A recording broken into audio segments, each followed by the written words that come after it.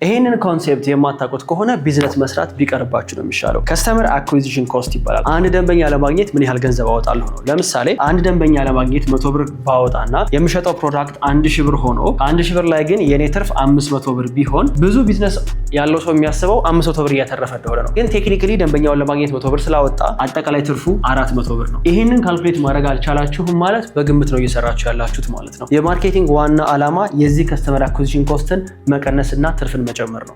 ማስታወቂያችሁ ኢፌክቲቭ ነው ማለት ትንሽ ገንዘብ አውጥታችሁ ብዙ ደንበኛ እያገኛችሁ ነው ማለት ነው። እንደዚህ አይነት ማስታወቂያ እንዴት እንደምትሰሩ ላሳያችሁ። የፊታችን ሚያዝያ 13፣ 14 እና 15 ቢዝነስ በዲጂታል የሚባል ነፃ የ3 ቀን የኦንላይን ኢቨንት አዘጋጅቼላችኋለሁ። እዛ ኢቨንት ላይ ሲመጡ ለረጅም ጊዜ ልትጠቀሙት የምትችሉት የዲጂታል ማርኬቲንግ ሲስተም ሰጣችኋለሁ። 25 ሺህ ብር የሚያወጣ ስጦታ ኢቨንቱ ላይ ለምትገኙ ለሁላችሁም ሰጣችኋለሁ። እንዲሁም ደግሞ ለአንድ እድለኛ የቢዝነስ ባለቤት ለአንድ ወር ያህል የሚጠቀመው የሶሻል ሚዲያ ማርኬቲንግ ስትራቴጂ በነፃ ሰጣችኋለሁ ማለት ነው። ኢቨንቱ የሚከናወነው ኦንላይን ነው። ስልክና ኢንተርኔት ካላችሁ ከየትኛውም ቦታ ጆይን ማድረግ ትችላላችሁ። በነፃ ለመመዝገብ ሊንኩን ዲስክሪፕሽን ላይ ታገኙታላችሁ።